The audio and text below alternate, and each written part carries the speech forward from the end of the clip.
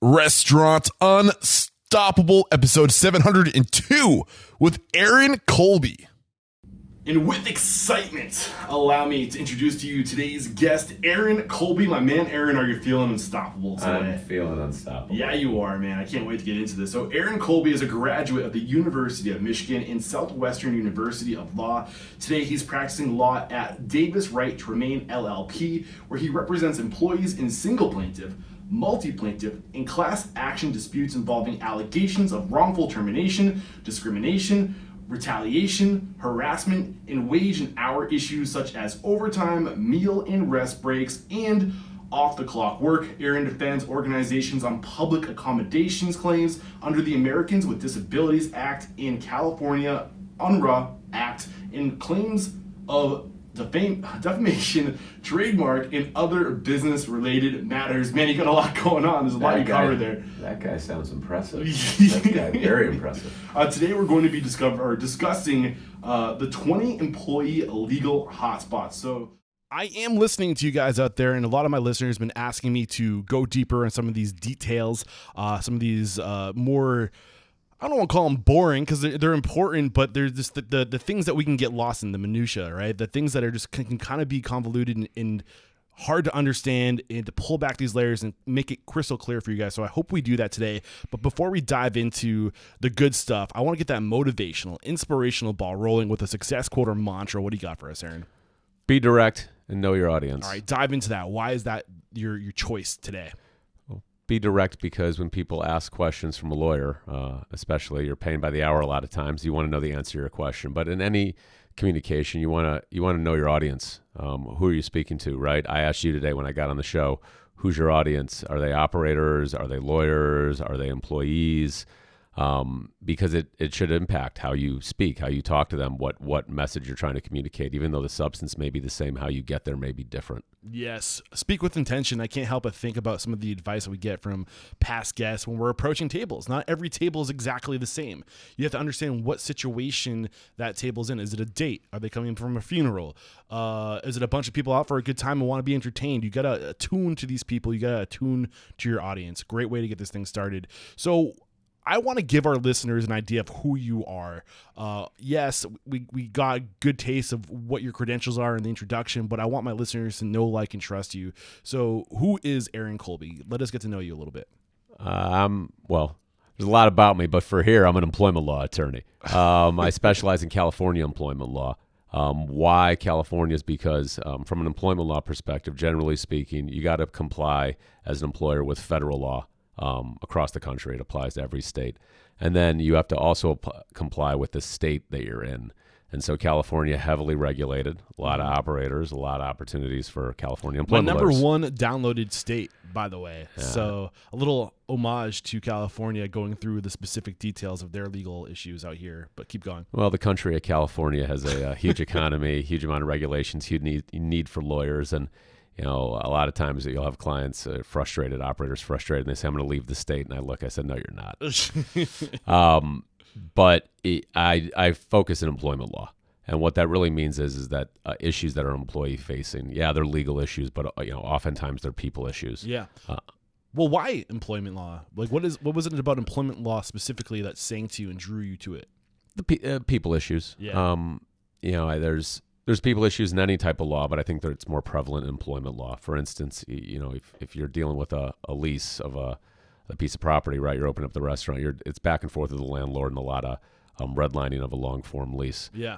Employment law, yeah, there can be redlining of long-form agreements, but oftentimes it's how do you communicate, who are you communicating with, what is the issue, and what are the incentives on each side, right? Yep. And we mentioned in the beginning of the introduction, graduate of the University of Michigan, where you studied communication, psychology, and sociology. So it seems like there's been this theme in your life where you're just fascinated by people in general. And I'm like, if I could go back to school, it would be something in some type of human studies. I'm right there with you. So there's definitely a trend here, right? There's a trend of avoiding math and science.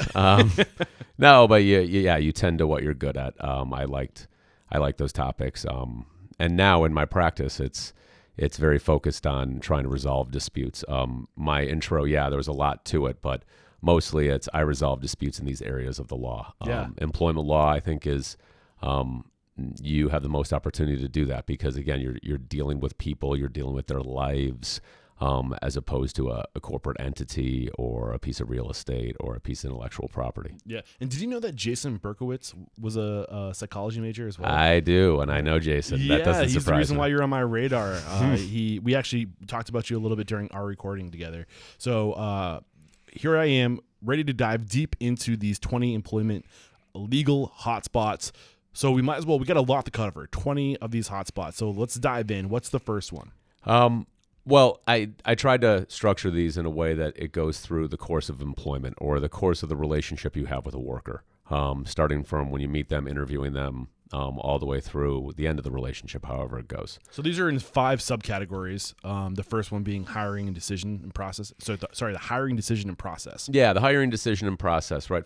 There's 5 categories that you're going to encounter legal disputes, legal risk with when you're employee facing, right? When you hear employee law, that's how I kind of consider it, like legal issues that are employee facing.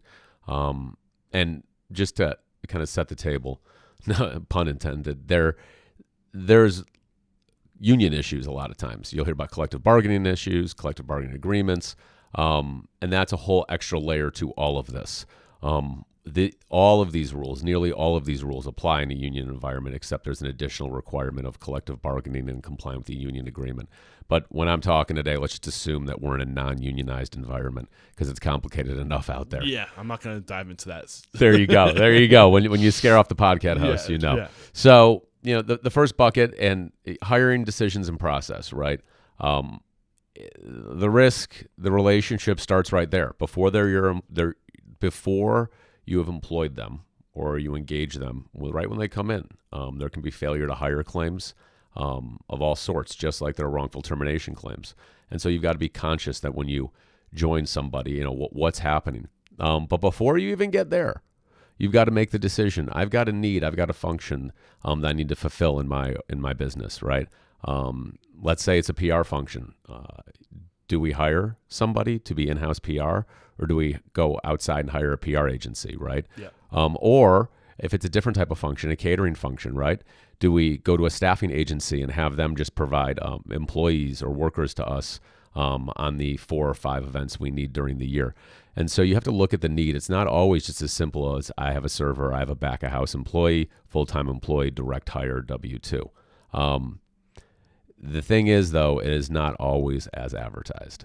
And you'll have a staffing agency or an individual come to you sometimes and say, we can be an independent contractor, and you run into trouble there because there's the concept of joint employment. Joint employment is federal, so it's everywhere, and there's a standard, but it's also in California. It's a very high standard, and the standard is you can have multiple employers at once.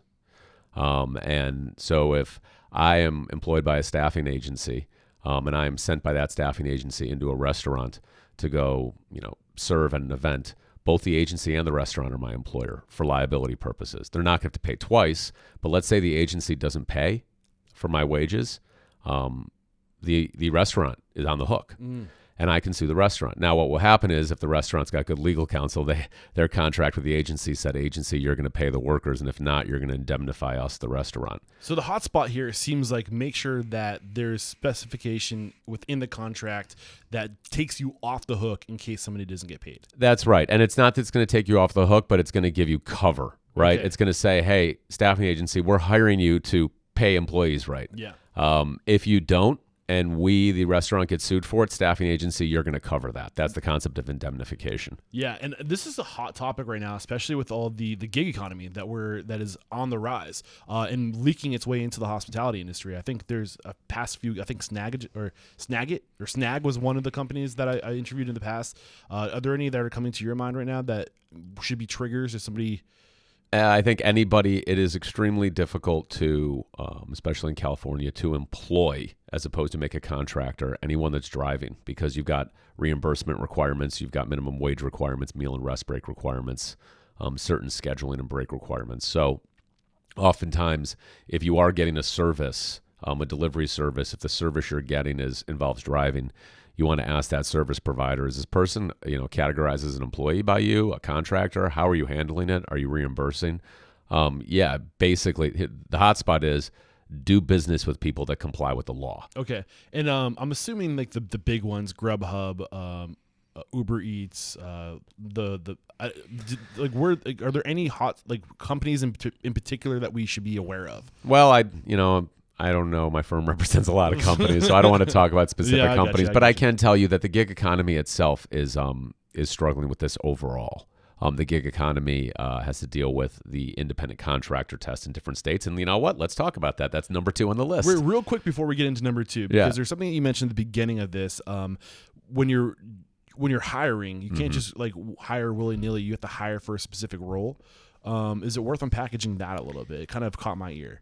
Well, I think when you can hire, but you got to set expectations upon hire. So, and so if you're an at-will employee, that means you can be terminated or you can quit with or without cause. You better establish that at hire. It also, though, you should be clear about that means the terms of employment too, right? If you hire someone to be a host and you require them on some night to be a server, you've got a right to do that. Legal right, though, and a human right, those are 2 different things. And trying to convince that host on that one night to be a server, that might be a different thing. And so, in the hire package, you want to put clear, hey, you're at will. This is your position. It can change at any time. But put a job description in there. I often get asked the question, why do we need job descriptions? Well, one is to set the expectations, right? It's very hard to hold somebody accountable and do all the things you're told to do, like document performance evaluations, et cetera, if you don't have something to point back to and say, this is what we're expecting out of you. Unsatisfactory performance about what? Back to communication, right? Back Clear to communication. You have to communicate to them what the expectations are. And again, this covers your own ass. Yeah, absolutely. It covers your own ass, but also the best way to cover your ass is to have employees feel like the environment's fair. Yeah. I would say that every 10 lawsuits I see that allege wrongful termination, which is basically saying I got fired for a wrong reason, right? Unfair reason. I'd say about 1 in 10 has some validity. This is just anecdotal. Legal validity, meaning there's actually a legal reason it could be wrongful. 5 out of 10, though, I would say are unfair. But the law doesn't protect unfair. The law protects discrimination and retaliation in that context. But, if as an operator where it's kind of a loss is when you have to pay me. Like I realize I'm negative dollars. And so when you're terminating someone, your concept shouldn't be, is it right or wrong? It should be, hey, how can I avoid this person going to see a lawyer? Usually it's communicating. It doesn't always mean communicating the reason. And you can't always accomplish the goal, right? You can't get inside somebody's head. And if someone's going to go, force you to spend legal dollars, so be it. But oftentimes that's what makes a termination easier. When you're saying to somebody, hey, I'm sorry you didn't meet our expectations. If their first reaction, right or wrong, if their first reaction is, well, what? This seems unfair. I've never even heard of this. As far as I knew, I was killing it. Yeah. And that is now you're in a negative situation. And we're not talking legal. We're talking about it's a conflict situation. And you're trying to avoid this, right? You're trying to have a smooth transition. Yeah. And we get into this with my interview with Jason Berkowitz. So if you guys are interested in more, I'm pretty sure we talk about just basically documenting if somebody's steering off course, you have to document that they are steering off course. And you also have to coach them back to where the job done right looks like. And you have to document all this so you have something that you can use in a situation where you do have to go to law. There's documentation saying, hey, we talked about this. He knew about this or she knew about this. I think we can move on from this. Or you wanted to start. I held you back for number 2. You're chomping at the bit. No, it's okay. It's funny when at the very top you said, I brought a lawyer on so he can clear things up. And I'm thinking, I better be concise and direct here. Yeah. So we got a lot to cover too. So let's just dive into number 2. I got independent contractor versus employee.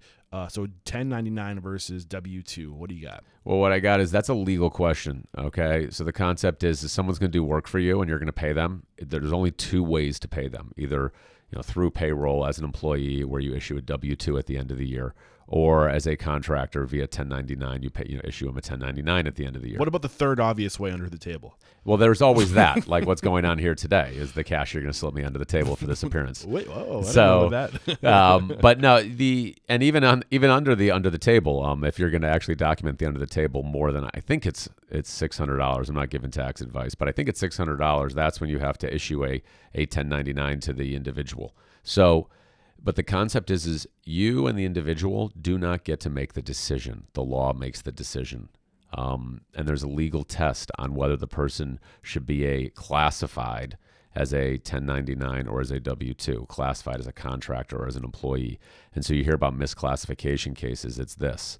And talking about the gig economy, it is particularly hard, in my opinion, to pay employees who are driving. You've got travel time, and they're hourly. The other classification we'll get to later is exempt, non-exempt, and that's, hourly salary. And these drivers, typically hourly, work long hours, are need-based, so they're not always just available to take a half-hour rest break or half-hour meal break and rest breaks.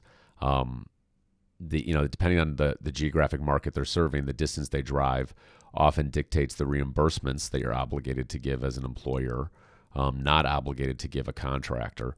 So it becomes, and there's workers' comp, which is much higher when you're in the car. And so it becomes cost prohibitive to make it an employee. Oftentimes employers, back to the first item on the list, look to a staffing agency or some other service to provide them with the delivery, because they know I can't, I'm a pizza company. It's too expensive to hire delivery drivers and comply with the law. But it is state by state. You'll see lawsuits all over the country in certain states where they're using tips to offset minimum wage, or they're using expense reimbursements that takes them below the minimum wage. That's a claim you see in California. There's a statute that says you must reimburse expenses, and we'll get to that. But it's often why companies veer away from the employee relationship. When you contract, there's less liability on you, right? Theoretically, yes, but even if you put it in the so if you hire an independent contractor, there's less liability because the nature of the relationship is the contractor's a business and they're taking on the liability, they're insuring themselves, they're doing all of that. However, even if you do a contract, it doesn't matter. The law looks right through the contract and says, what's the reality? So I think it's important to where's the line between independent contractor and employee? And is it that an independent contractor is basically independent in the sense that you're not educating them, you're not training them, you're paying them to do a job, and it's independent of your influence? The independent contractor employee test is a state-by-state test. It's incredibly complicated. Because it is not a black and white test almost in any state. Factors that typically in California you had an 11-factor test, which revolved around control. Hey, am I just asking for something, a product or a service out of the contractor? I don't care how they get there. Or am I controlling the means? Am I telling them be here at 8 a.m., use my tools, right? That's more employee-ish. But that test was thrown out for what's called the ABC test. You hear a lot about that, and there's several states, including California, that adopt the ABC test. And so it doesn't matter if you want to call the person a contractor or not, classify them as a contractor or not. The ABC test, you have to meet that. And ultimately, the ABC test says the contractor actually has to be a contractor, actually has to do this. This is their job. And they have their own tax identification, right? Yeah, but more than that. For instance, the concept that the example that the California Supreme Court used was, I think, a law firm and a plumber. Okay? Because a law firm, what do? They provide legal services. Okay? They don't fix toilets. They don't fix pipes. And so when a law firm's, when their pipes break or a toilet breaks in their office, they can call a plumber and they can pay that plumber as an independent contractor. Why?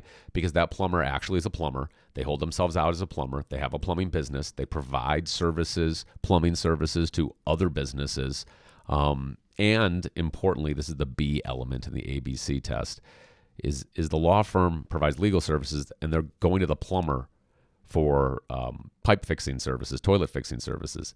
That's different. If they were going to the plumber for legal services, you can't have the person be a contractor. They'd have to be an employee under the concept that if you're a company and whatever you do, whoever you're getting to do that, they're employees. Yeah. And the presumption is everybody is an employee. You have to meet a test to make someone a contractor. So literally, if after this I just said, hey, I got to move, could you come over to my house and help me carry some furniture for 2 hours?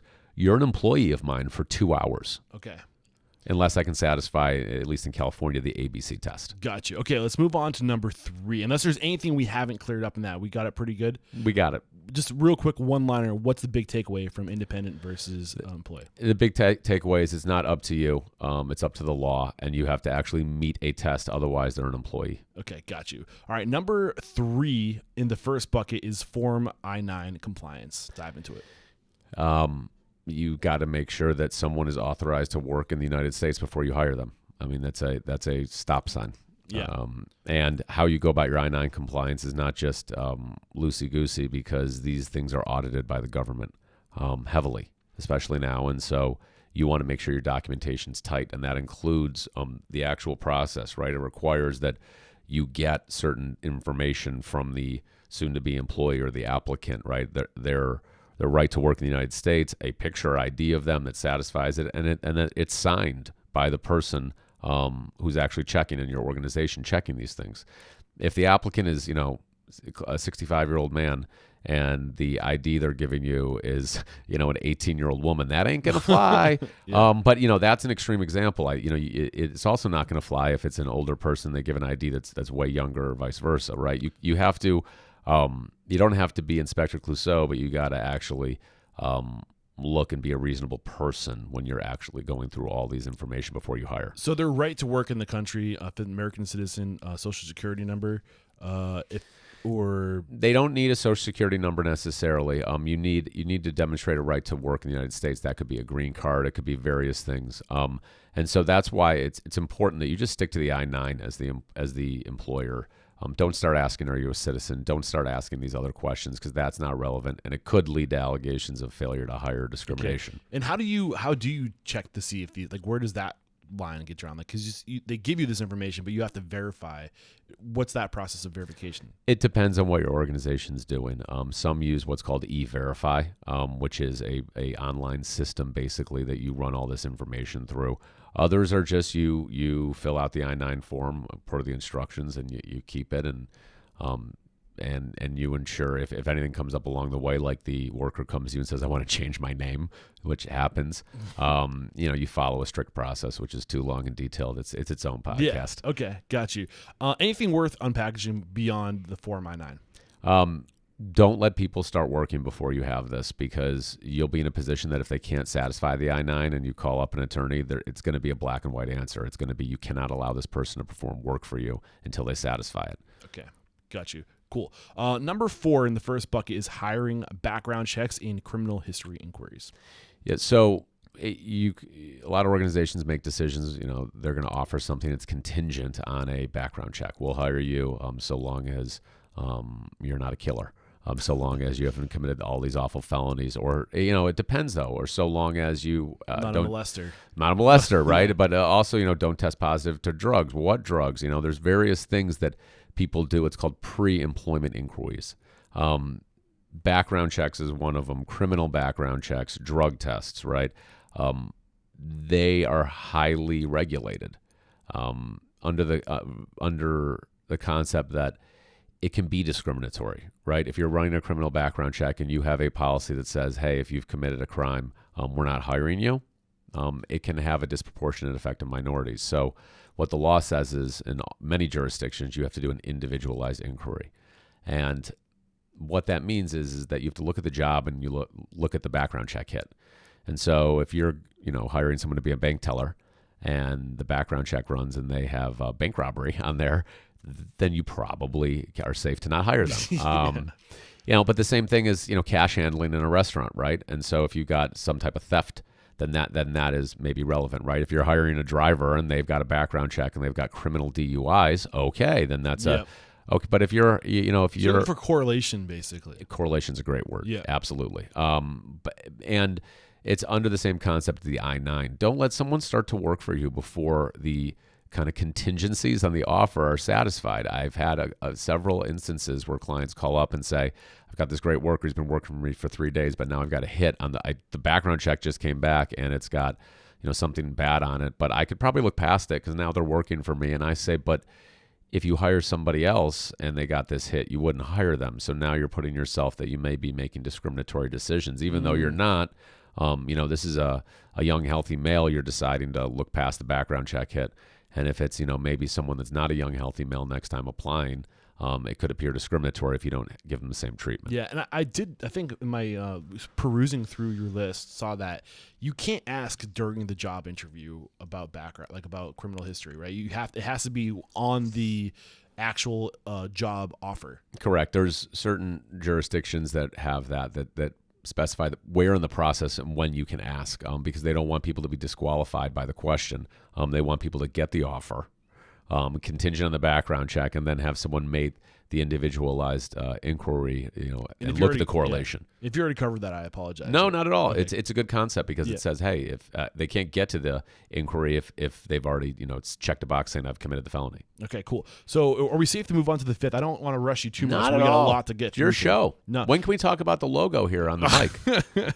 I want to talk about that. Well, what specifically? The pineapple. So what does a pineapple mean? Yeah, tell me that. So a pineapple is the international symbol for. We're looking. We have these mic flags on the microphone. If you're watching the video of this, that's kind of help give it away. But the microphone is the international symbol for hospitality. And fun fact, it's almost upside down. It's not quite upside down. It's sideways. But the upside down pineapple, my brother informed me, is the international symbol for being a swinger. Oh, yeah, which is kind of funny.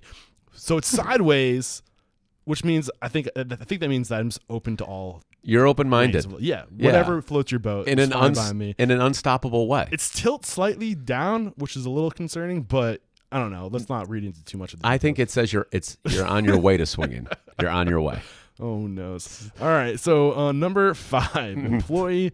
Speaking about what is this like? No, this isn't the right one. Employee attribution in class arbitration. Yeah, sorry, thank you. Arbitration in class action waiver agreements. Yeah, this is a good one to talk about after we just made all these sexual innuendos. Yeah. No, what this is you hear a lot about this now. It's forced arbitration if you have a dispute between an employer and employee. So typically, if you have a dispute, you can go to a government agency. You can also go to an attorney or on your own and file in state or federal court. And so if you've signed one of these arbitration and class action waiver agreements, though, as an employee, you are agreeing at the beginning of employment, you're agreeing to forego that right to go to court and instead go to private arbitration. And arbitration is basically a private judge. It happens behind the scenes. The employer would pay for it. Most states have laws that say your arbitration agreement has to give the employee the same rights that they would have in court. You can't necessarily take away their rights, but you're changing the forum. You're changing the venue. Why does the forum, the venue, matter? To who? Why does it matter? It matters that both parties for different reasons. Well, but why is it worth going through this process of getting our employees to sign an employee arbitration and class action waiver agreement? So it's for an operator. Juries are unpredictable. There's 12 people. You don't know what they're going to do versus the decision maker being an arbitrator who's typically a retired judge or who knows the law. Who knows the law or an attorney, a former attorney who serves as an arbitrator, right? And so there's that. There's the concept that if an employer is found to have done something wrong, then it moves to damages, and that an arbitrator is going to be more reasonable and not award $1 bazillion versus a jury who may look at a plaintiff who doesn't have their job and feel bad and take it out on the operator. Okay. The other thing, arbitration is confidential. Okay. So a lot of times, and that's why it's controversial too. In the Me Too era, there a lot of times you have companies that have asked their employees to sign arbitration agreements, not asked, told, and they've then backed off because the employees have said, "Don't silence us. If I want to bring a claim of harassment, I shouldn't have to bring it in the dark. I should be able to be public about it, and so the harassment can stop."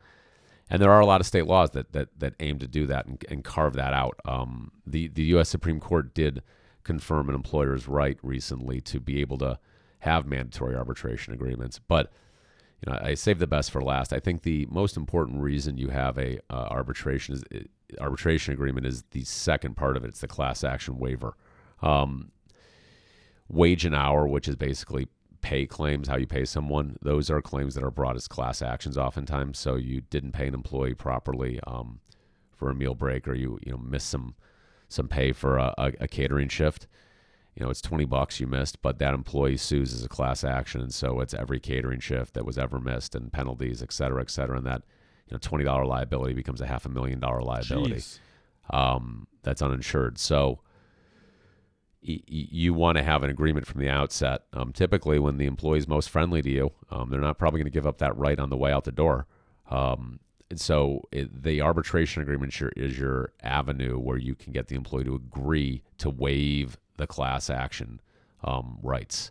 And so it says, as an employee, I will bring this as a, excuse me, as an employee, I'll bring this as a single plaintiff in arbitration. I won't bring this as a class action. Do you see this as being like a deal breaker? If you put this document in front of somebody and they say, I'm not going to sign it, should you say, well, it's mandatory? Yeah, I think as an operator, you have to decide what your approach is. And yes, it is mandatory typically. If you can do that, and right now you can legally, you make it mandatory. And oftentimes because of that, you don't really get the option as an employee. If it's mandatory, it's mandatory. Is it a red flag if someone doesn't want to sign it? I would think so. Like, yeah, it's a red flag. It's a character thing. Like, hey, like, I don't. But the employee could argue that me making you sign this is a character flaw. I think I agree with you. I think it goes both ways. As an employee, I wouldn't judge an individual who says, "Listen, I don't know how the employment relationship's going to go. I don't know if I just want right now, without knowing that, to waive my right to have a dispute go to a jury." I can understand a reasonable person making that decision, but at the same time, most people you hire are kind of happy to be there and they just sign what's put in front of them, particularly the documents that are kind of non-negotiable like this. So as a human being, I wouldn't judge, but yeah, I can understand as an operator when you put this to 50 new hires and one of them doesn't sign. The big thing for me that's standing out in this section we're talking about is the idea that your reputation, it's confidential. I think that because in the restaurant industry, your reputation means so much within the community. Like, you want that extra sense of insurance. Yeah, you do, but it doesn't stop an employee from just making statements. Yeah. I mean, if they're going to go to the press, they're going to go to the press. If they're going to, it stops a jury trial, a public jury trial, but 1% of cases get that far, 99% settle. Yeah. Okay, cool. At the end of the day, just be good to your people. I mean, I'm not saying like this is a good way to protect yourself from being an asshole. Like, I would never encourage that, but I think we can move on to the next. This is asshole coverage. Like, don't be an asshole, but in the sense someone thinks you're an asshole, at least you got this. We all have our agreement. days. Everyone does. We make poor decisions. That's right. We regret things. Always try to be your best, do your best, but on your weakest days, you need that security blanket, that little extra cushion there. Okay, so we're going to go into the next bucket, which is wage and hour, but we're going to take a quick break to thank our sponsors. We'll be right back. This episode brought to you by MarginEdge. Never deal with a paperwork nightmare again.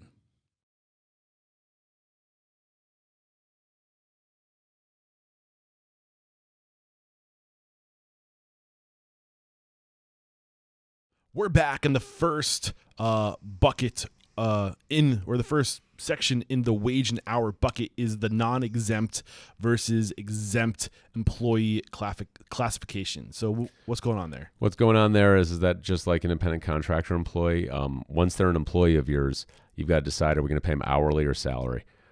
That decision is not up to you. That's up to the law. And so whether you classify somebody as non-exempt, meaning they're not exempt from the requirement of hourly and overtime. They're non-exempt from that. So you pay them hourly, or exempt, meaning that you can pay them a salary. They have to meet the requirements to be exempt. And so the concept is that everybody in the country is non-exempt. They're all required to hourly. They're all required to overtime. Me, you, anyone that's an employee.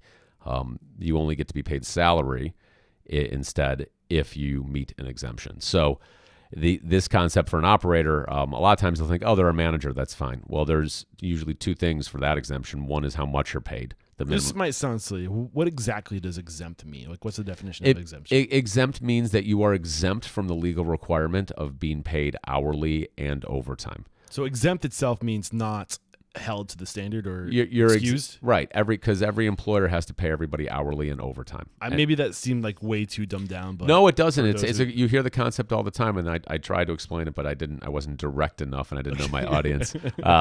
That is the concept that everybody is hourly. You're not exempt from that requirement. Everyone is hourly. You're only exempt from it, and thus can be paid salary if you meet the requirements to be exempt. So when you hire someone, they're hourly, right? That's it. And then you have to ask your HR manager, okay, if we're going to pay this person's salary, what exemption do they meet? Do they meet the manager exemption, which says you can pay someone's salary if they're paid a certain amount of salary every pay period, and their job duties generally are management at least half the time. Where that comes into problem, you have an assistant manager, right? You in title, okay. Yeah. And let's say you pay that assistant manager, $56,000, which is just a hair above what's required in California right now. So you think to yourself, fine, no problem. I don't have to pay him overtime. But let's say the assistant manager, half the time is jumping on the line. Yeah. They're not really doing the job duties of a manager half the time, and thus they can't be exempt. Thus, you owe them overtime. Thus, there's wage and hour violations. So even though you paid this person $56,000 a year for, the 50 hours, 55 hours a week, that extra hours over 40, those 15 hours over 40 on a 55-hour week, you owe them overtime. Okay. So there's the base, which is the salary. And if they work beyond 40 hours, you owe them whatever you have to come to what your hourly rate would be in half. Essentially, yes. Is overtime is the concept that whatever your hourly rate is, whatever you're paid, you have to be paid 1.5 times that for hours over 40. Some states have daily overtime, like hours over 8.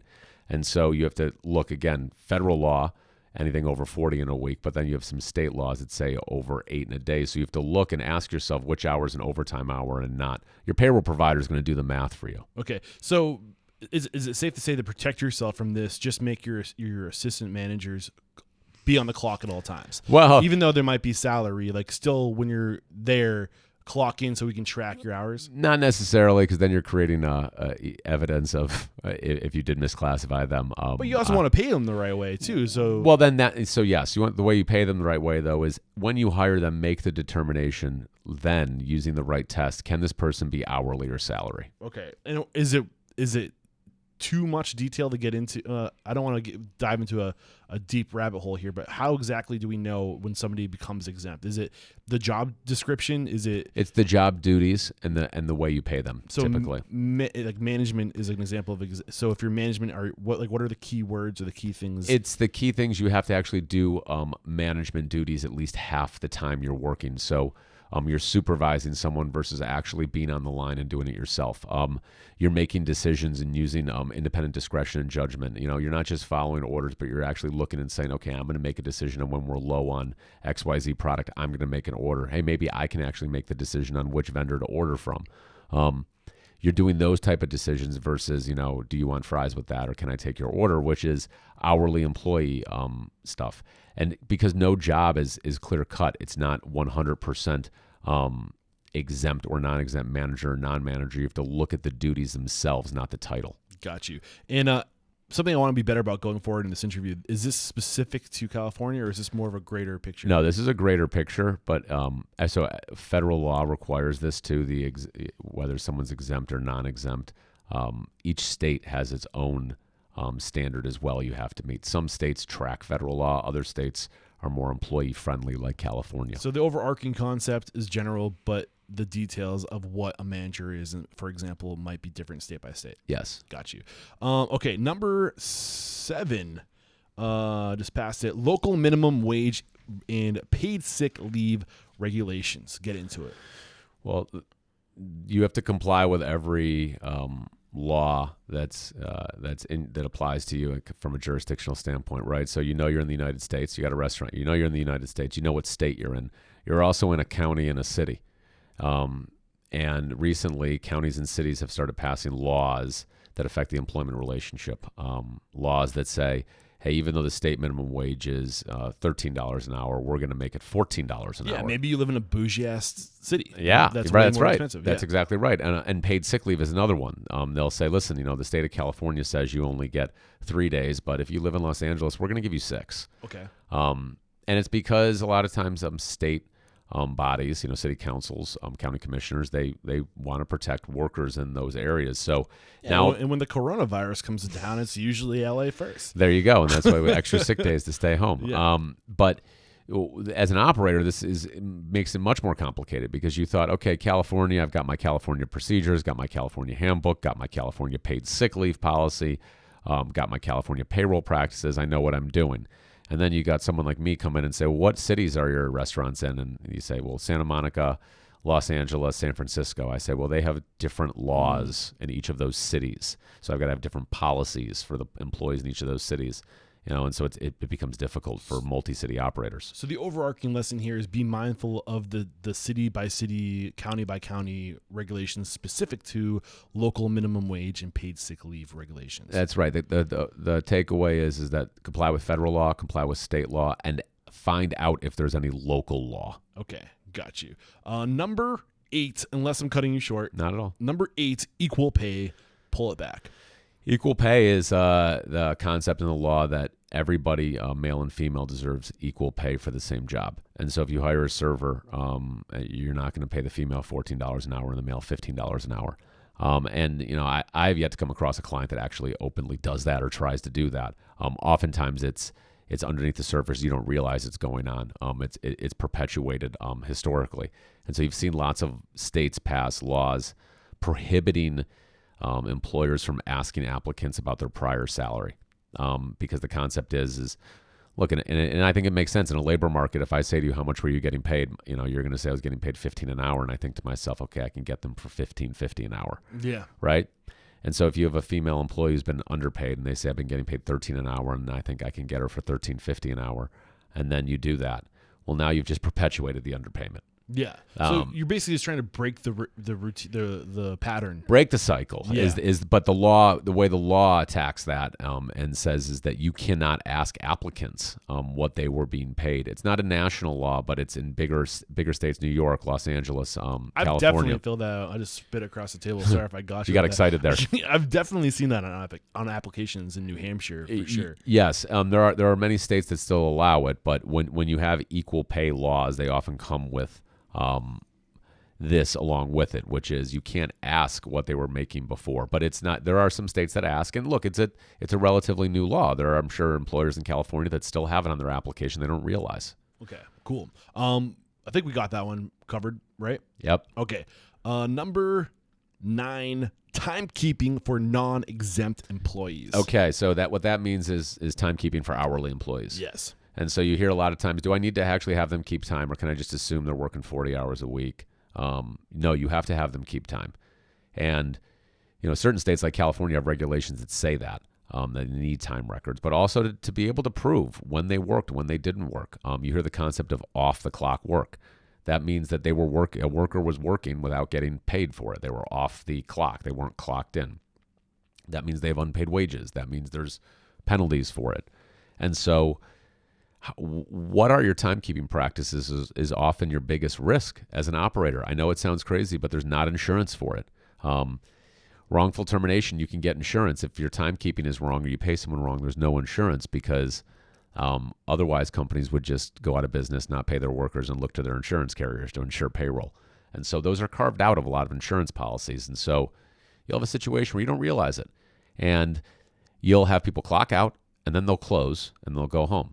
And, you have several employees do that for a number of years. And next thing you know, you've got, 20 minutes each day and, for hundreds of days. And that's a big class action. Why would that happen? Like, why would an employer think that they're able to do that?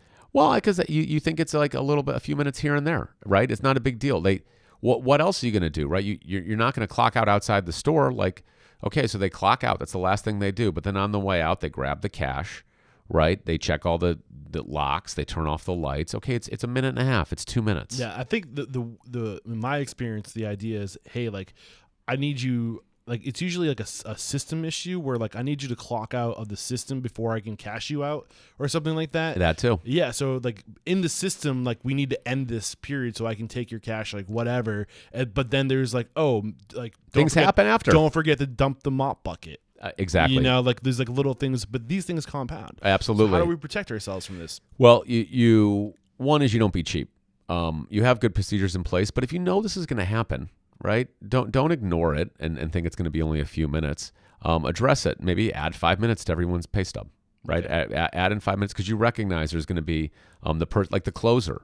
Mm-hmm. The closer gets an extra 15 minutes every single week on their pay because we recognize that's, they close 3 times a week. There's about 5 minutes of work, after you clock out that happens, right? Emptying the mop bucket, et cetera.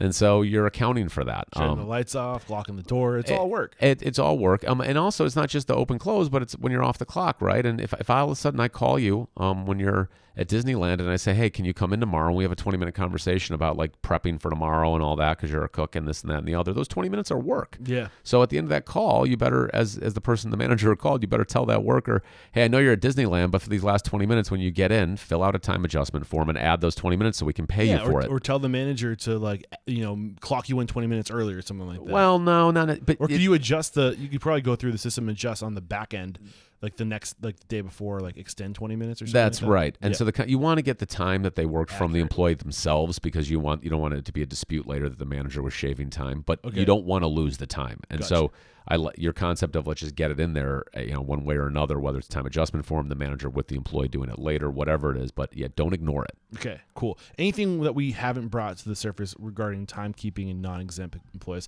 I feel like this is a big one. It's a huge one.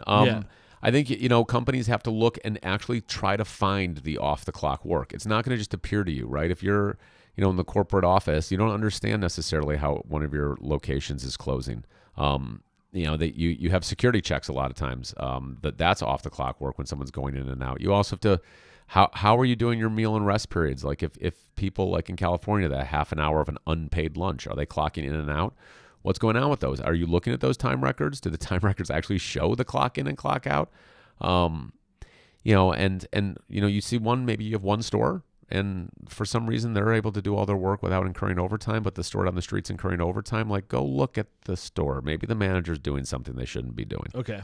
So I think the big takeaway as far as how we can protect ourselves from this is obviously just document everything, but to simplify it, add a little bit of a cushion, like you said, that 5-minute cushion, and let your employees know that, like, I'm giving you a 5-minute cushion, and that most of the time you're out of here before that 5-minute cushion, and the law of averages, right? Create an environment where you're trying to capture the time, right? As opposed to a hard environment that says, I don't care what you're doing before 8 a.m., we're not paying you for it. So really, I think the big takeaway is implement a labor management tool.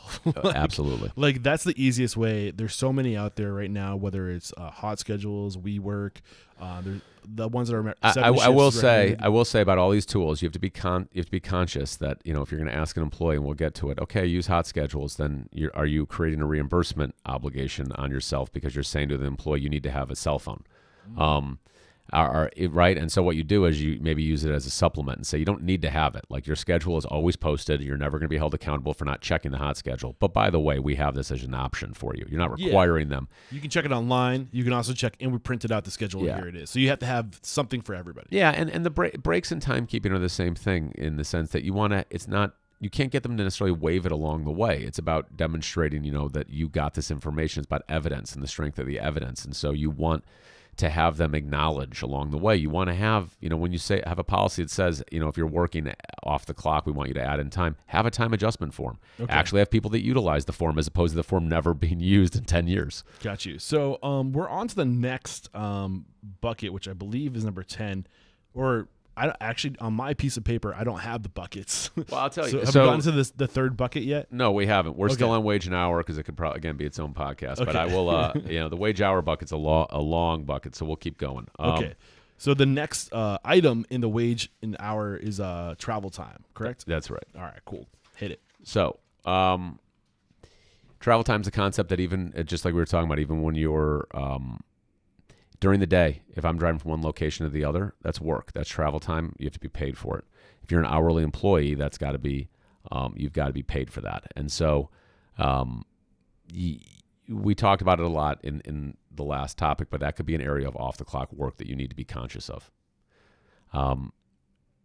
As an operator, if you're actually having employees incur travel time, most of the time it's probably if they're going location to location or they're actually doing delivery functions. If you don't have in-house or employees doing delivery, there are probably occasions though where your product is being delivered. So you ask yourself, how is that happening? Is the general manager using their own car, to drop stuff off on the way home? Is the general manager dropping off cash on the way to somewhere? Right, that's travel time. Mm-hmm. Like even if that cash is on the way home, right, the bank is on the way home for that manager, and that manager typically wouldn't be paid for that time because that's commute time on their way home. But if you're asking them to go do something, then it could be work time. So the takeaway here is that when you're trying to look for areas where employees are working hourly that you're not paying them for, traveling even infrequently could be one of them. Okay, so the rule of thumb is if they have to travel beyond their normal routine, say they have a 5-minute commute to work every day, but today there's an offsite catering event that's actually 10 minutes or another 5 minutes further from where they have to go, you have to pay them for the 5 minutes additional that they travel. In California, yes, that's the rule. And it's state by state, but the general rule is what you said, which is, hey, if you're asking them to do it for work and it's beyond their normal commute, and a normal commute's kind of set. Just because I have someone that works, in 4 hours away doesn't make that all normal. You can just have that. But yes, your example is exactly right, that you've got to pay them for that time. It's work. Okay. Any other examples that might be other states, or are you not really familiar enough to touch on that? Well, there's a lot of states don't have the law at all, and then you'll have federal law, and federal law is a little quirky, but the concept's the same. Whereas if you're controlling an employee, they don't have a choice. They don't get to go stop at their friend's house with the cash from the day. You tell the employee, go to the bank with this. That's controlling them. You need to pay them. All right, and this next one is a big one too. Meals and rest breaks comes up a lot, and there's always tension around this, I feel like. Yeah, because the tension is that the law says you don't in California, and these are state by state issues. Typically, there are federal law, but I'll get to it in a sec. But in California, where you hear about the most, the law says you don't have to police it. You don't have to. But you have to give the opportunity for employees to take meal and rest breaks. However, if you don't police it, this is my advice, if you don't police it, you're going to have a hard time proving that you actually satisfied the law and provided the opportunity. And so the concept is if you just have a policy and you put it in, you give it out to employees, they all sign it in the handbook and it says, take your meal breaks, take your rest breaks. And then you put the policy in the drawer and you ignore it and no one ever does it. And you schedule the way you schedule. And some people do get their breaks, some people don't. And then you get sued for it. And you say, oh, I didn't have to police it. I provided it to him. Look, I put the policy. But then the employee's going to say, no, you didn't. You scheduled me, you this, you that. I asked for a break and you said no. And even if you didn't, it becomes a matter of proof and then it becomes a cost defense issue because if the employee wins, at least in California, the employee wins their case, the employer has to pay the attorney's fees. If the employer wins, the employee does not have to pay our attorney's fees. So it's called one-way attorney's fees. And so oftentimes if it's, it's 50-50 shot, right? I'm talking to a client of mine. I'm saying, yeah, I know we gave them the opportunity to take breaks, and I know they just skipped them all the time, but we don't have any documentation. So if we win, then we win, and you just have to pay me. So is it the policy, like, if you take a break, you have to clock in and clock out? Is that why they make that mandatory, so you can track it? Yes, I think for meal breaks, yes, because you need to be able to track actually when they did, because for a break is not a break. It's the timing. When did you get to take the break? Did you get to take it on time, or was it taken late and thus a violation? How long is the break? It's 30 minutes, right? Did you give them only a 25-minute break? Did you give them 30 minutes, but at the beginning and end they had to take on gear, take off gear, and they were being controlled by the employer, and thus it was short. Also, it's got to be uninterrupted. So you don't get to have 15 minutes and then they ask you, hey, can you go jump in on the line for 2 minutes and then give them another 15 minutes? Yeah. That's interrupted. Obviously, skipped entirely. And so there's four ways that a meal break can go into violation zone. And the law says you only have to provide in California the opportunity, but it's very difficult to prove that in a restaurant environment. Usually it's because you're so busy and someone is interrupted and says, can you jump on the line or can you cover table 6? And then you have a time record that, either shows that, and it's a 26-minute break, and so thus you should be paying the premium pay for it, or you have no documentation, or you should, to show why that happened, and you have a violation.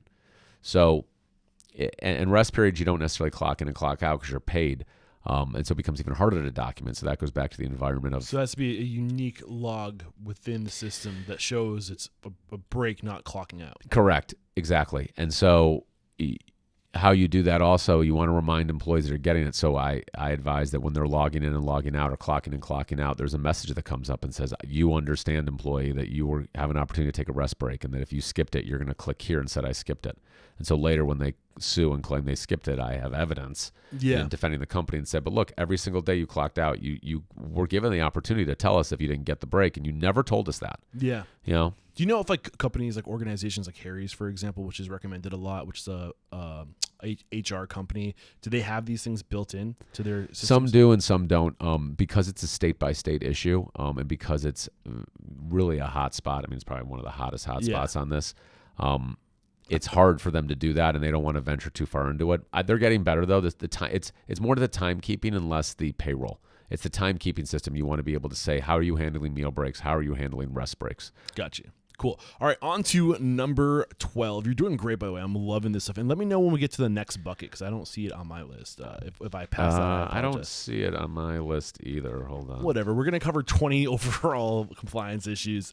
I hope you guys are finding this super valuable. I mean, my eyes are being opened up to new things right now, and I hope this isn't my area of expertise. And I'm totally willing to look like an idiot on behalf of all of you. So hopefully I'm asking the right questions. So on to number 12. Pay stub and payroll practices. All right, so we just talked about timekeeping, right? And so the how you're recording time. But then, great, we got these beautiful time records. We know they're compliant. Now, how do we make sure that you get compliant payroll records? Calculate the overtime properly, display it on the pay stub properly. Prove that you're actually getting the wages that you owe to the employee. And so it is a state-by-state issue. Federal law has the concept that you need to provide certain information, but most states enhance that. California, obviously, in particular. And there is a statute in California that trips up many operators, and it's called Labor Code 226, but it's the pay stub or the wage statement statute, which is all about how the wage statement looks, what is displayed on the wage statement. It has nothing to do with whether the employee was paid correctly or incorrectly. It's the concept that as an employee, right, you work and all of a sudden you're paid. You got to figure out, is the pay correct? You got to at least be given a requisite amount of information so you can decide, did my employer fuck me out of pay? And so when it seems easy, you get a pay stub, you work 40 hours. Okay, I work $10 an hour. Okay, here's $400. Great, simple. But then you get to, well, they deducted for my tips. They paid me my cash tips through payroll, and then they took away $3 for my medical coverage, and all of a sudden the pay stub is confusing as all hell. And you can't figure out, wait a second, like what was my overtime rate? Like, I don't even know what they paid me for overtime. So basically you got to itemize. Yes, but what you really have to do is you have to get with an attorney, and they have to look at your pay stub because there's 9 things. Damn. It's very complicated. One of the things it shows the rates of pay and the hours of that rate. And so that becomes very complicated because sometimes you'll have employers that, clump payments together, and the pay stub does have to be itemized. But I hear far too often when I get a claim in and the operator says, well, I know we paid them right. I mean, even though they work $10 an hour in the back of the house, and then on Tuesday they worked as servers $15 an hour, we knew how to do the overtime. We did the weighted average correctly. We don't underpay our employees. We're good people. And I listen and I say, I understand that. No one's accusing you of underpaying employees. They're accusing you of giving a pay stub that was confusing. Yeah. So what's the best way to protect ourselves from this? Would you recommend, is there like, I think this is why it's important to outsource these sort of things. Well, it's important to outsource to an expert, so you get a payroll provider, yes, but you have to read that vendor contract, and the payroll providers will not indemnify you for this. So you have to, even though the payroll provider will say, here's a pay stub, and you'll tell them this is a California employee, you cannot assume as the operator, you cannot assume that pay stub complies. Okay. What you have to do is you have to have your HR person dig a little deeper and say, okay, give me 10 pay stubs in 10 different scenarios so I can look at each to make sure that they comply. Give me a pay stub where there's a meal period paid. Give me a pay stub where there's overtime shown. Give me a pay stub where there's double time. Give me a pay stub where there's maybe if it's commission, if they're a caterer, right? Give me a pay stub where there's a split shift. Give me a pay stub of an employee who's a direct deposit. Give me an employee. The list really goes on. And so, but it's not an area to be ignored. Yeah. Okay. Are we safe to move on from this one? Sure. All right. Number 13, commission agreements in bonus plans.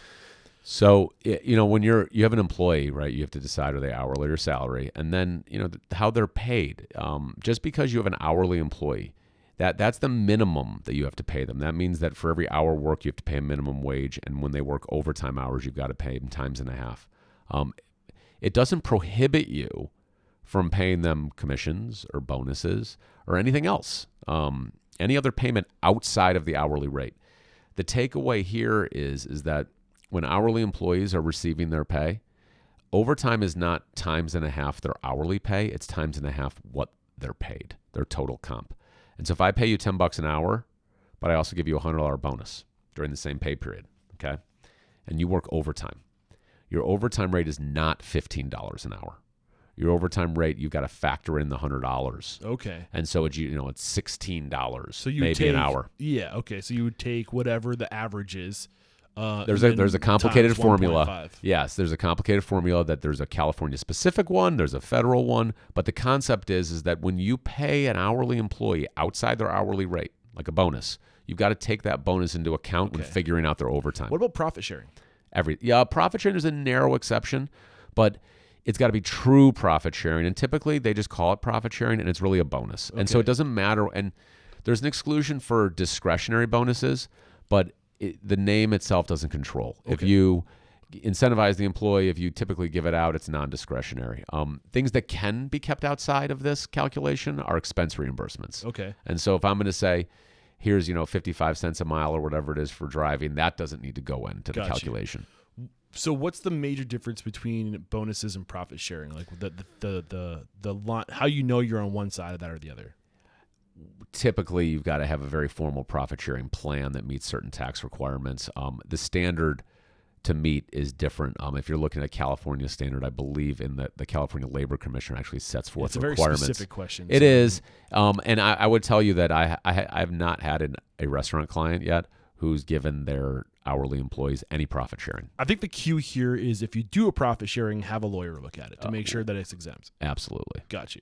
Cool. Moving on to number 14. If at any point, if we want to abandon the buckets, just let me know. No, I'll tell you. That's the reason.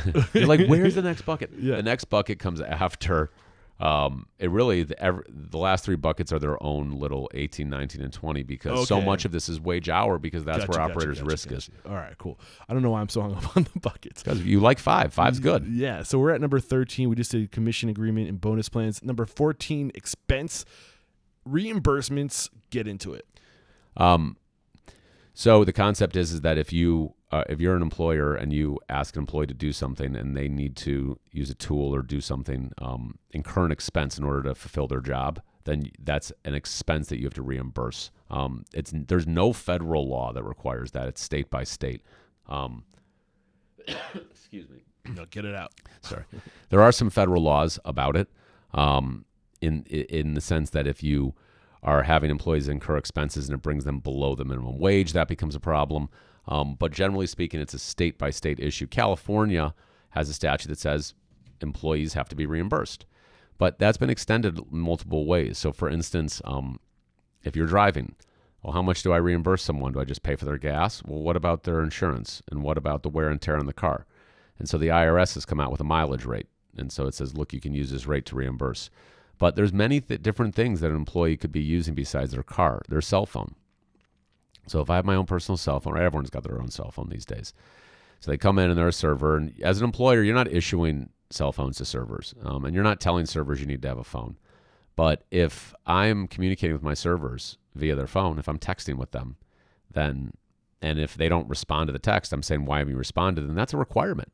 I've required the server basically to have a cell phone because that's how I'm communicating with them. So then I've required that, and it's expensive, so now they have to reimburse for the cell phone. Yeah. And that doesn't mean you have to pay their whole cell phone bill, but there's court cases that say you have to look and see how much of the device is work-related, and you've got to reimburse that What amount. about just communicating outside of work hours? That can be off-the-clock issues. Yeah, because, I mean, I think that's one thing today. Like, if you're texting somebody who's off the clock and they're having to and you're expecting them to reply to you right away. I mean, maybe that's outside of this realm. No, it's not. It's combining the timekeeping and this in one. And the concept is that if you're going to either prohibit that as a company and actually follow that, or if you know that's going to happen, set up safeguards so you're not, without a defense if you get sued on it. And so the safeguards can be, look, if you know your managers are going to call up, post a schedule, but have them call up also. And if that happens, have them fill out a time adjustment form. Also, if they call up, reimburse them, add $5 for reimbursement. So you can argue, look, for this week when we called you on your cell phone, like it was about $5 worth. And so here it is. Yeah. And people are very afraid about the reimbursements. I honestly think that if it's legitimate, it's actually a good thing because you can pay employees an expense reimbursement. It's an amount. It doesn't have to be factored into overtime. It doesn't get taxed as wages. Now, theoretically, it evens out the employee because they're incurring the expense. But, if you got an employee and and they're bent out of shape about stuff, and it's like, you know what? They're using their cell phone anyway, and it's happening. So why don't I just, reimburse $10 a month from here on? Are there any other examples that come to mind as where this expense reimbursement comes in? It's not so obvious. And let's go to number 15 because I created that, and that's uniforms and tools. Oh, I was just going to ask about uniforms and tools. Okay. But I was holding off. No, Okay. perfect. So item number 15, I'll do the intro to this one, is uniforms and tools. The concept is that if certain states have regulations that say if you're requiring someone to wear something specific enough, that's a uniform. And if it's a uniform, you have to reimburse for it. So, for instance, California says you can ask a worker or employee to wear a white shirt and dark pants and dark non-slip shoes. That's generic enough that you don't have to reimburse for that. But if I tell you to wear a Hawaiian shirt, you got to wear a Hawaiian shirt. I don't say it has to be a logo shirt. It doesn't have to say the logo of the restaurant, just any Hawaiian shirt. But I'm requiring, that's now a uniform. I'm requiring I have to reimburse for that. Okay. And if I say it's got to be a pressed Hawaiian shirt, then I've got to arguably reimburse for the dry cleaning bill because I'm telling the employee they've got to incur the expense of pressing the shirt. What if they're a bougie AF employee that goes out to like the top shelf, clothing store to get like the nicest Hawaiian shirt that exists? No, because it's a $150 Hawaiian shirt. Well, if you as the employer had said come with a really nice Hawaiian shirt, then the employee's got an argument that that's what it is. But if not that, and it's just any Hawaiian shirt, as the employer, you'd argue you're only entitled to a reasonable reimbursement. We didn't require, and the concept comes up a lot in travel, first class travel. It's like, hey, we're sending you to the restaurant conference, whatever it is. The employee gets on a flight first class and gives you $1,000 reimbursement receipt. You reimburse for $500 because you said that's the price of the coach ticket. We're requiring you to get there, but we didn't tell you had to go first class. Okay, so do you have to specify you're not allowed to spend more than this on a shirt or something like that? That's reimbursement policies. Typically, they have that for that reason. So there's no discrepancy later about what you were asking the employee, what expense you were asking them to incur. If you don't have a cap on it, to your point, the employee can go out and buy a really expensive Hawaiian shirt and say, this is what I thought I needed. Cool. Anything else in that vertical? It's state by state. It's another state by state issue. So there's lots of states that don't have a reimbursement requirement, don't have a uniform requirement as strict as California or states like New York. Okay, so I guess that's wrapped up, right? Yes, that's wrapped up. Okay, number 16 then. I guess that was 15. This That's will be number right. 16. Tips versus service charges. So we're going to do 16 is tips and 17 is service charges. Gotcha. So to kind of lay the groundwork there, tips are truly voluntary, right? A customer can decide to leave it or not. You can have a suggested amount, but it's not added in. It's not a mandatory amount versus a service charge, where you often see it at the bottom of a bill, parties of 6 or more, automatic 20% gratuity. That's an automatic charge. Or you'll see restaurants now that say 5% added for whatever, for operations or for healthcare costs or various things. The first step as an operator is you have to categorize these into 2 different buckets because the rules are completely different from a tax perspective, from a wage hour perspective, really from a reporting perspective, from every perspective. And so you have to look as an operator, where are these things happening, right? I have a lot of situations where I'll say, do you use service charge? No, we don't do that. And I say, okay, let me see your catering contracts. And in the catering contract or the private event or the buyout agreement, whatever you want to call it, it says right there 18% automatically added. I'm like, well, there you go. I'm like, what are you doing with that amount? Oh, we just give it to the servers. They just have it. We treat it like tips. I'm like, well, it's not tips. There's different rules. And so you have to look really as an operator and capture all of these and not what you call it. It's whether you're adding it or not. And so going back to 16 tips itself, right? It's highly regulated. It's different in each state. It was controversial very recently because a lot of employers have mandatory tip pooling policies, which basically says, look, whoever gets the tip, you've got to put it into a pool and we're going to share it with everybody or share it with certain people. It used to be that you couldn't share that with people in the back of the house. Okay. Now you can. Okay, so what's the big difference between a tip and a service charge? Just like lay that out one more time. The tip belongs to the employee. Okay. And so, the tip belongs to whom it's left. Okay. So if I'm eating, I leave $100 on the table. That is who the server that picks it up. That's their money. That's not the house's money. That's not the company's money. That doesn't get paid as wages. It doesn't get paid through payroll. There's no sales tax on that amount of money. That's almost a transaction entirely between the customer and the server. Okay. So where it becomes a service charge is when the restaurant steps in and then takes the money. Well, no. What happens is it's always a tip, right? Because whether it's a tip or service charge is determined solely by is it mandatory or not at that point in time. Is the restaurant saying this is a mandatory charge, or is the customer leaving it? If the customer leaves it, again, it's like, who am I leaving it to? They leave it to the server, so that's their money. And then how it's governed, the restaurant can tell servers, whoever gets the tip, pool those monies together, and we're going to share it among you. What the restaurant cannot do is take it themselves. Gotcha. And there's different state laws in each state. A service charge, though, is just like money they took into the restaurant, right? If I had a service charge of 20% for parties of 6 or more, that's the same thing as me making my hamburger on the menu $10 and raising it to $12. That extra $2, that extra 20%, call it a service charge, call it upping the prices. It's the house's money. Okay. And so when it gets paid back out, it's got to be paid out like anything else paid out to employees, as wages. Mm-hmm. So a lot of employers run into trouble because they'll do something that's a service charge and they'll treat it like tips. Well, you really ran into problems there, right? You didn't tax it correctly. Yep. It didn't go through payroll. Also, you run into the problem I talked about earlier, which is you paid out a flat amount to employees. It's a bonus, basically, without putting it into overtime. So now you got to consider this as overtime. Correct. Yeah. And so it's very complicated when you're going to introduce service charges. You've basically got a whole other pay scheme. Okay. So what would you say the best practice is when it comes to tips versus service charge? What would you recommend restaurant owners lean towards? I would recommend a individualized approach. You look at your concept, you look at your customer base, and you decide, am I going to be all tips? Am I going to be all service charge? One or the other, which is easier. And even on the all service charge, you can refuse to. You can say don't accept tips, but if the customer tips, it belongs to the worker. So if you do tips, the tip model, you're kind of removing the responsibility from yourself. It becomes their responsibility at this point. Unless you want to decide to pool the tips, right? So the decision tree is: are we going to do tips or service charges? If tips, are we going to have the servers or the tip receivers pool the tips? If service charges, are we going to pay it back to the employees, or are we going to keep it for the house?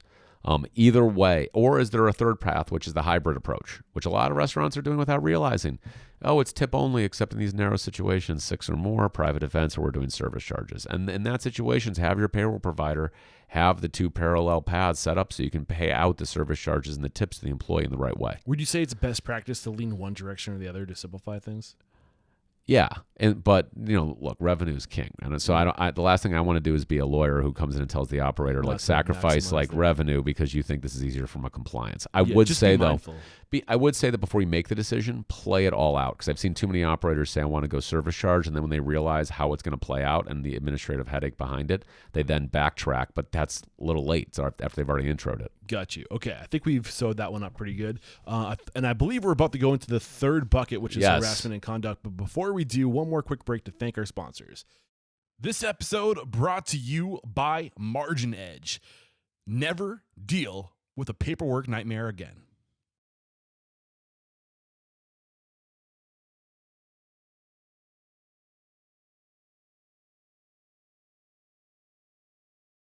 Okay, we're back. And let's get into it. We're into the third bucket, harassment and conduct, anti-harassment training and policies. What do you got? Me Too. It's, even before Me Too, the restaurant operators had a unique task in fighting off harassment claims, because it's not an office, it's not a law firm, it's not an accounting firm where you're at cubicles and there's not a lot of situation for fun social interaction. You're in the hospitality environment. You're the workplace. You're also simultaneously for the customers trying to create a nice experience. So a lot of the times, and you'll have your employees in that experience, right? And so you come to a law firm, you're dressed stuffy. You go to a restaurant, the servers are not typically dressed stuffy, unless it's a stuffy restaurant. So you have all these unique things that make the environment a little bit different and that are more prone to harassment, right? I think Jason, you had him on the last one. One of his book is don't let someone on your couch or someone like that, or don't sleep Please with the don't hostess. sleep with the host. Yeah. Yeah, well, that's right. It doesn't say please don't sleep with the secretary. It says please don't sleep with the host. Now, that doesn't mean that it's okay. There's one standard for all industries for anti-harassment law federally and state by state.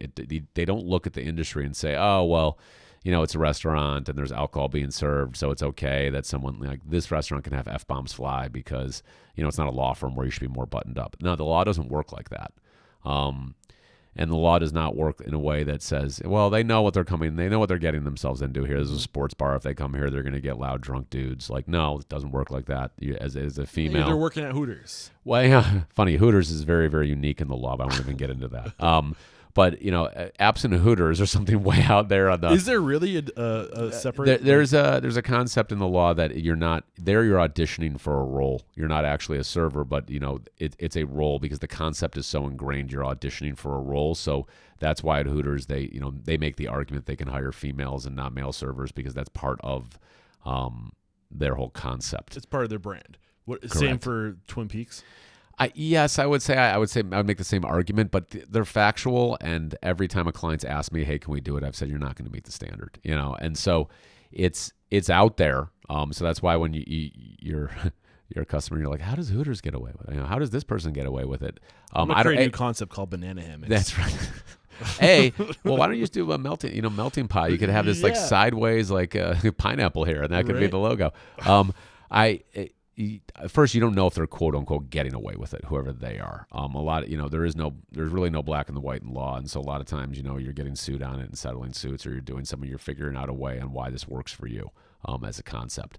But that's the very, very, very, very small percentage. Most of the time, it's like any other environment. You need to make sure it's a fair place for male and female. You need to make sure that when they come to work, it's not just that they're being hit on themselves, it's that the environment is not over-sexualized.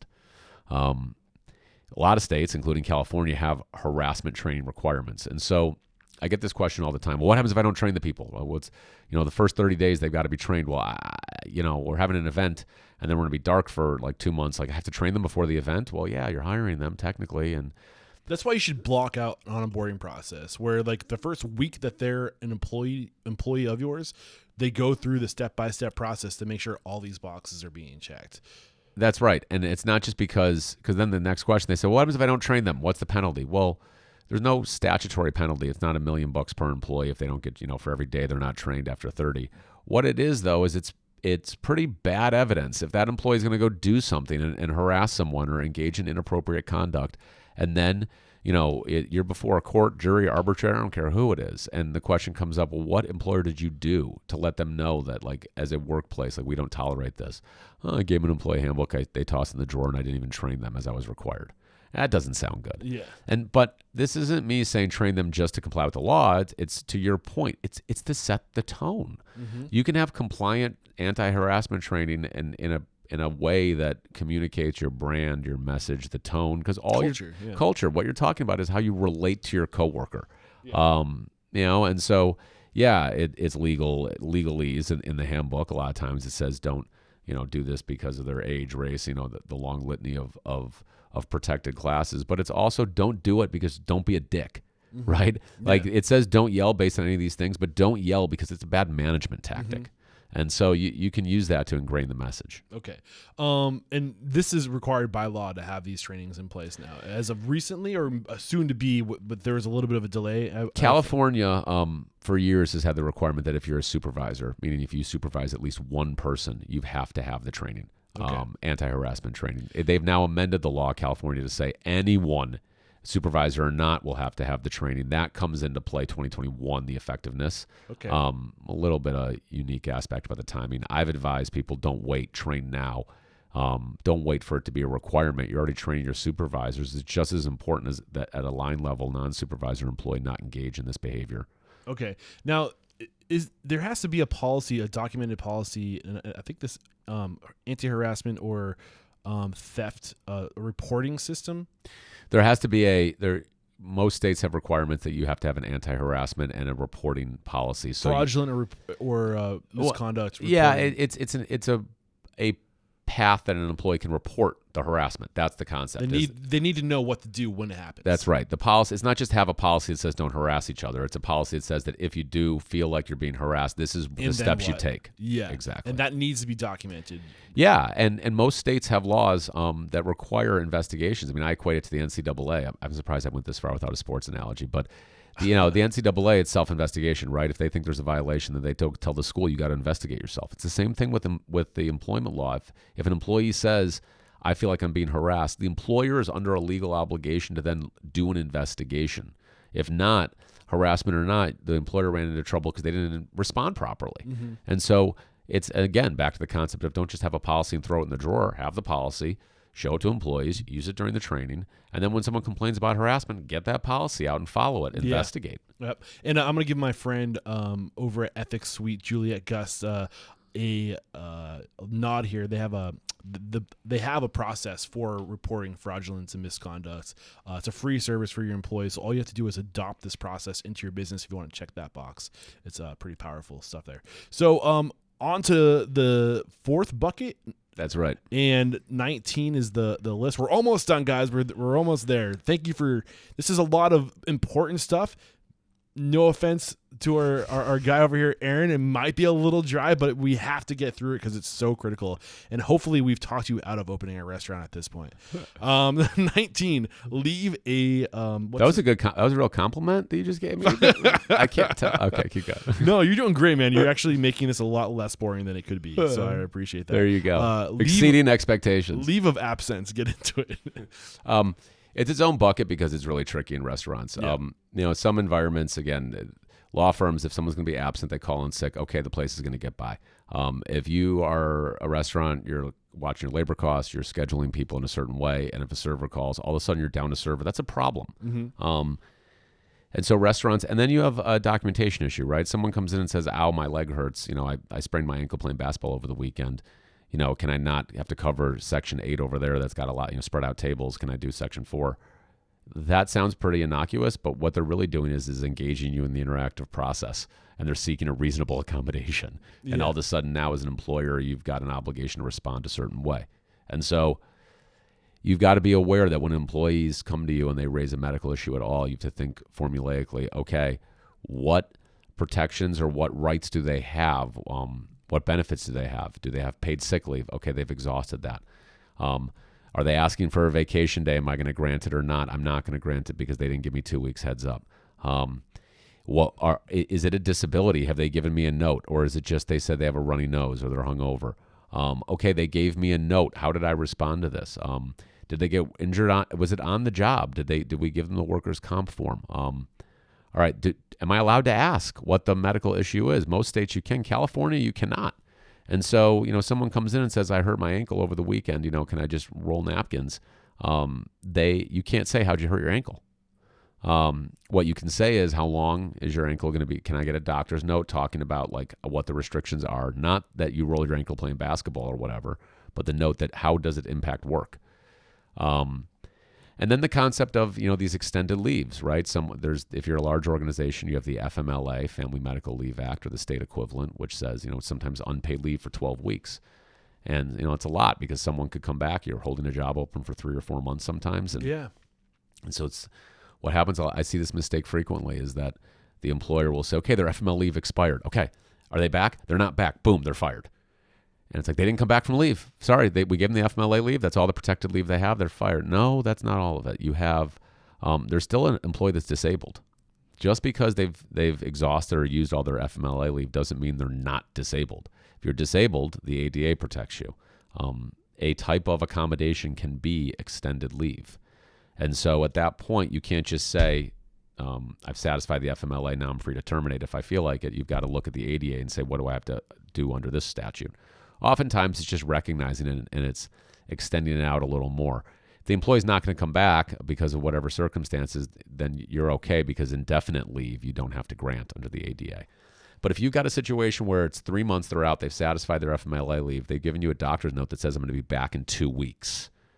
If you terminate, and then the employee sues, you're going to have to explain why it was an undue burden to give them 2 more weeks. Because due to the doctor note, it's It's telling only you it's reasonable up to this point. That's right. They're giving you a timeline, and the timeline is something that, as a large organization, are you going to be able to say it's could I have done this or not? And so when you hear accommodations and you often think it's modified duty. Well, reasonable accommodation, I don't have to do that. They give you a note that says I can't lift anything more than a pound, and maybe the person also can't speak English on the back of the house. I have nothing to do for you. Sorry, nothing. You're fired. No. Because then you go to, well, how long is this? It's 2 weeks. Well, the reasonable accommodation could be unpaid leave. Okay. And so that's the concept that the takeaway is on leave of absence, that under the ADA, when you have someone that's got a medical issue, it's impacting their ability to do work, you've got to ask yourself, can I give them unpaid leave as a reasonable accommodation before you move to termination? Okay. And the reason that the things to do to make sure that you can't do that is the doctor's note. Ask for a doctor's note. I mean, at the end of the day, if you're getting into a he said, she said, or a dispute about what the medical issue is, that shouldn't even be a conversation. It's the doctor note controls.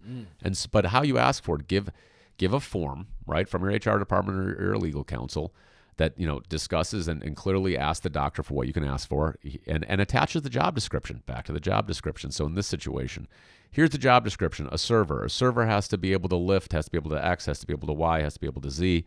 You give that job description with a form to the server and says, go take this to your doctor.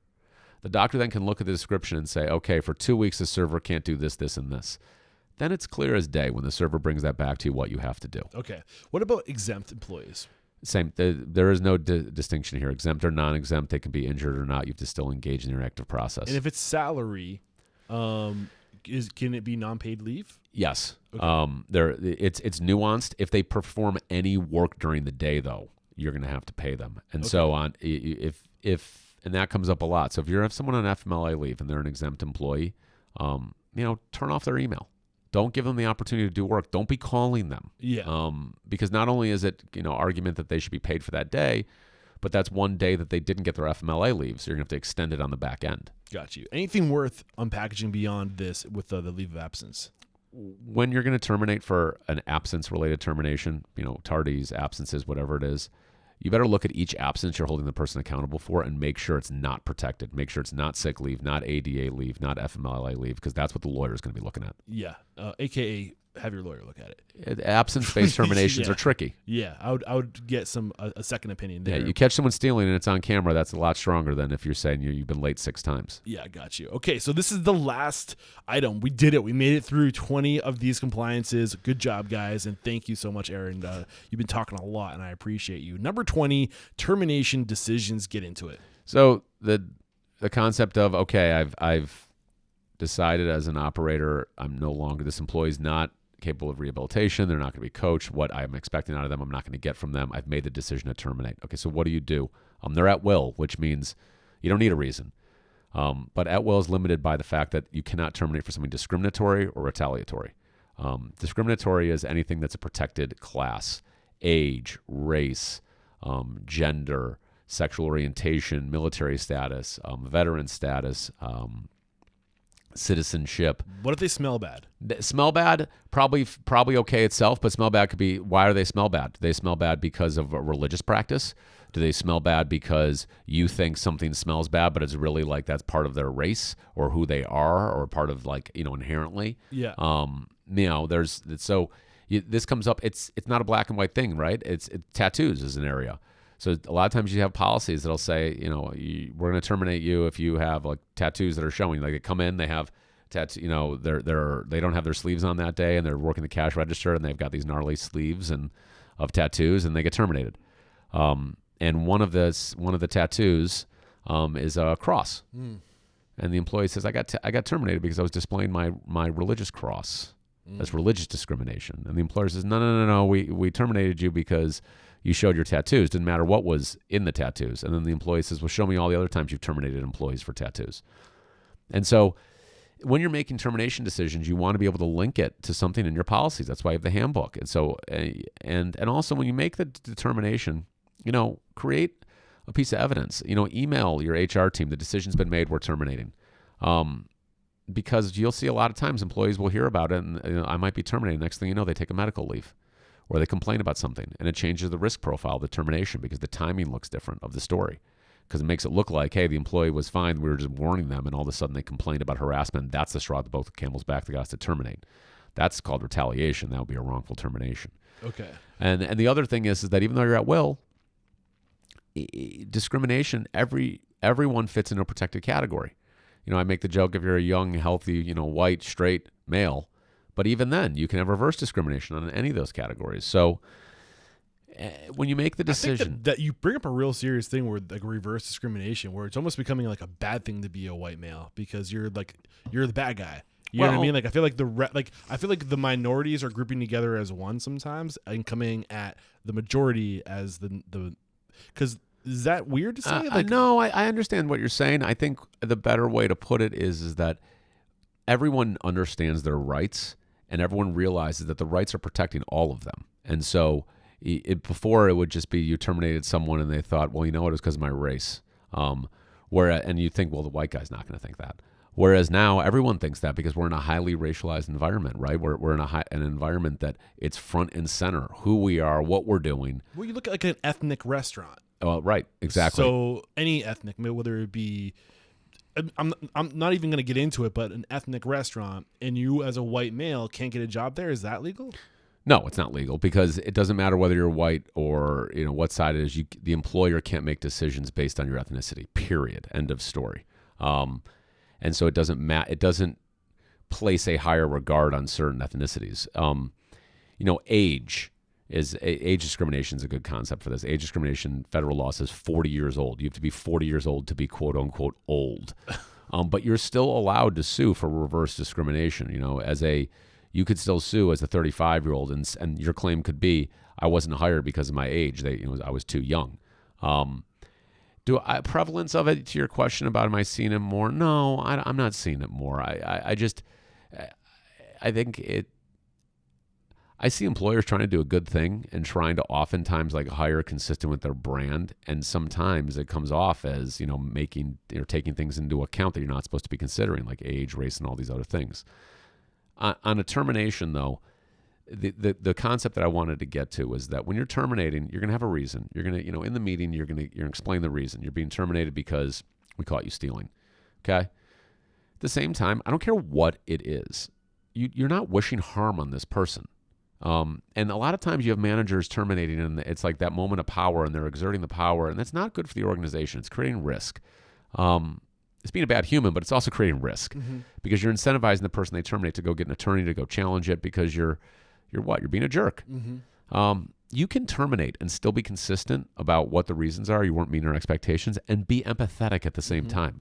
And so a lot of times, they say, well, I caught him stealing. Why would I give him a separation agreement? I say, you give him a separation agreement because you'd still rather know that they're not going to sue you. Even though you gave them their meal and rest breaks, they still may sue you for it. If you take the high road, it's always going to serve you. Yeah, you take the high road, and it's often worth it. And you can still say, listen, you're terminated. Today's your last day. It's Wednesday. We caught you on camera stealing yesterday.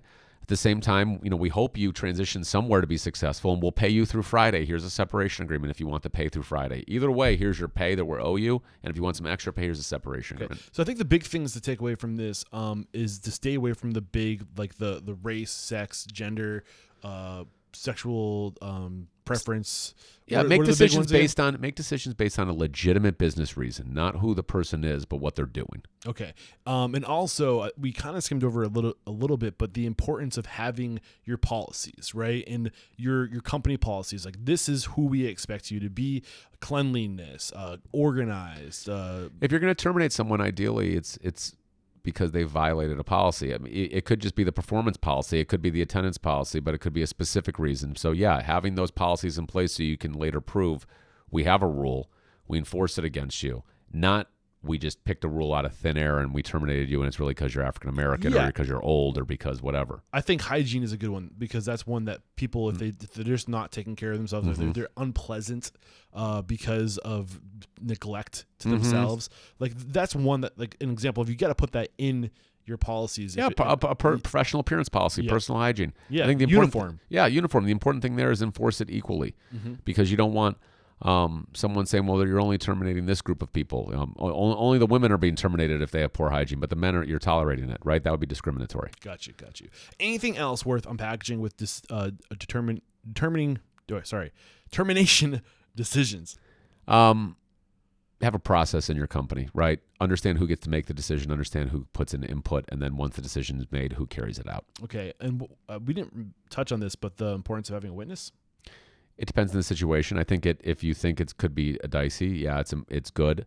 But when you're having people in the termination room, you have to ask yourself, like, is it going to set off the employee, or is it going to cause the employee to think, like, why is this person here? And so a lot of it is about EQ, not the legal answer, and it's about being able to communicate what the reason is, but still trying not to have an explosive situation. So basically, just be very factual. Like, we That's discussed this.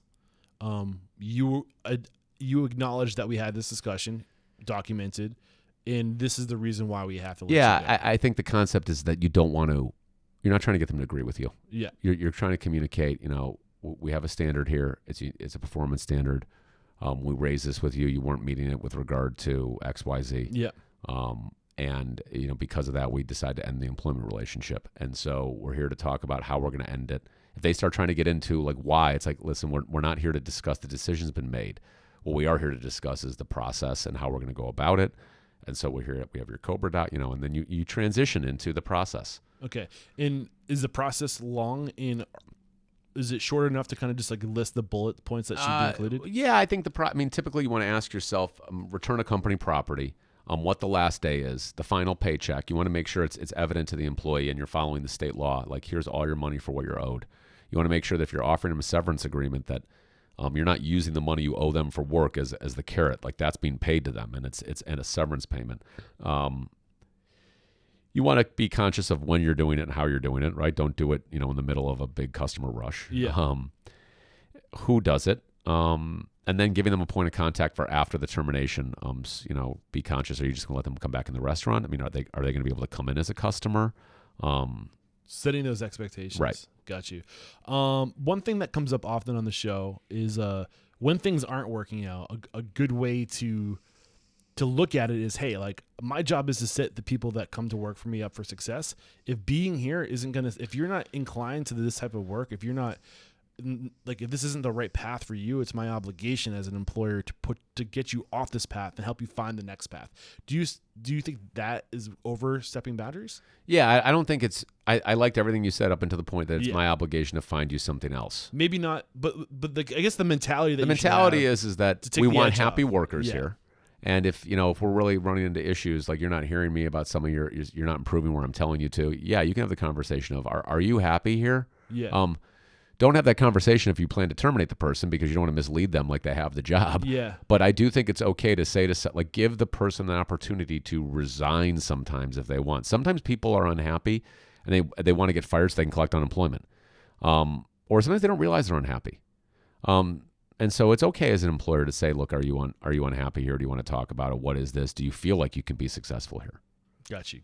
This has been a great conversation, man, and I can tell that the headset's starting to dig in a little bit. No, we're good. We're good. It's an hour and 40 minutes, but very important stuff. We got a lot of it, and I think you explained it very well. Thank you so much.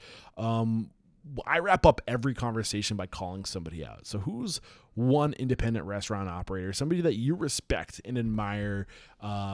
It doesn't have to be independent. It could be a corporate or a franchise, but who's somebody you respect and admire, who's impressed you in your encounters in this vertical of hospitality that you'd recommend I get on the show?